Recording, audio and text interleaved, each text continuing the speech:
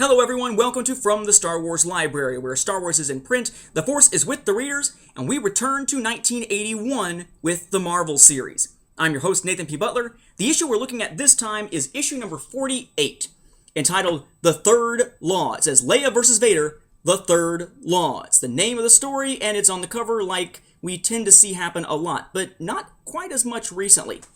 You'll find this also in the pages of Star Wars Omnibus Volume 2. It is the second to last issue in this particular omnibus from Dark Horse Comics. The story we have here is fairly simple. We have, well, simple in terms of being self-contained, not simple in terms of not being convoluted. It is a little convoluted.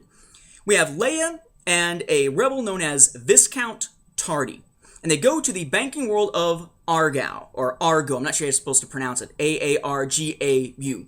Okay, so Argo. They wind up on Argau, and they're looking to get a loan so they can buy more X-Wing fighters for the rebellion to fight the Empire. Vader is there as well, and he's there to stop that transaction from going through. He has brought with him 3 personal aides. Only his personal aides are actually a shapeshifter, a high-gravity creature, and one that uses telekinesis. They're there to stop the rebels, but there are certain restrictions to what you can and cannot do on the planet. They show them on a cool little screen early on, so you're reading it off the screen, not having someone tell you.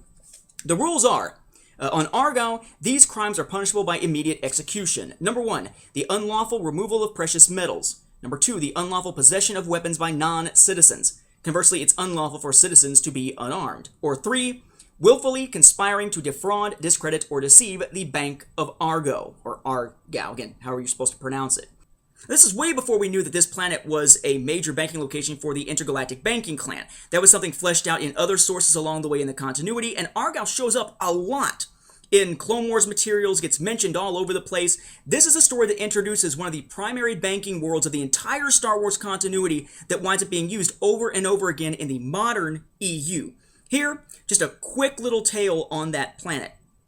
Essentially, it is a game of sort of cat and mouse, deception between the rebels and the Imperials as Leia tries to get the loan, which they wind up getting, and at the same time Vader is trying to get something as well, but it looks like for the most part he's trying to just stop that transaction. Eventually what we wind up finding is that there's a lot of deception going on, and Viscount Tardy was actually a droid of Viscount Tardy. So that was a deception that could have wound up getting Leia in trouble, only Vader winds up destroying it and destroying the evidence.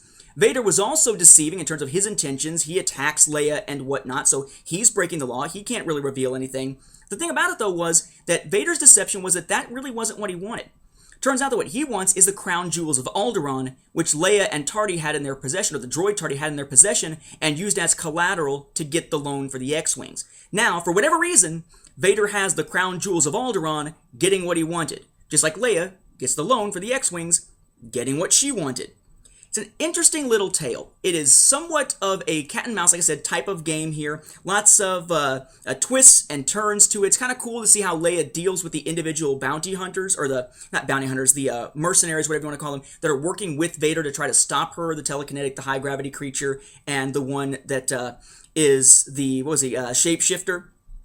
But by the time we finally reach the very end of the tale, we've got a sense that, this isn't one that the good guys win, or the bad guys win. They both kind of got what they wanted. So we've got a twists and turn type of tale that's left on sort of an ambiguous note as we wrap up the story. It's kind of something we don't tend to see much in the Star Wars comics at this point. Usually they end with a clear winner on the rebel side, though not always. Now the artwork in this issue is by Carmine Infantino, same guy who's been doing the artwork for most of the issues of the Marvel series for quite a while now. The writer, though, is not Archie Goodwin. This is actually being released in the same month, February of 1981, despite the take us off the shelves in June of 81 date on the cover, that Archie Goodwin is premiering his new newspaper strips that are original stories. It's him and Al Williamson doing the newspaper strips, starting with The Bounty Hunter of Ord Mantell. Now, granted, Archie Goodwin had already written twice for that series with the adaptation of Han Solo at Star's End, and even before that, writing as Russ Helm with Planet of Cadril. But it's kind of an interesting coincidence, though possibly part of the production process here, that we see Archie Goodwin stepping back from this issue in the same month that premieres. Now, Larry Hama, you may recognize that name if you're a Marvel reader from back in the day, because he was the guy who's most responsible for the Marvel G.I. Joe series, the series that eventually IDW has now picked up and has continued on with the original numbering and the original storylines. You can find that these days in comic shops. They are also in the process of reprinting a lot of his old G.I. Joe issues as trade paperbacks, also being released through IDW because they have the rights for reprinting, just like Dark Horse has the rights to reprint the old Marvel stuff for the Star Wars line here. An interesting little tale. I think it is essential in the sense that it does provide Argo to the Star Wars continuity, but in and of itself as a story, as a self-contained story, is it an essential read? No, it's not. There's nothing essential about this story in terms of the story itself, just the elements that it manages to introduce. Kind of a cool story, though. An interesting one that doesn't end on such a pat note that we tend to get from many of the Marvel series issues. With that, we'll wrap up this episode on The Third Law.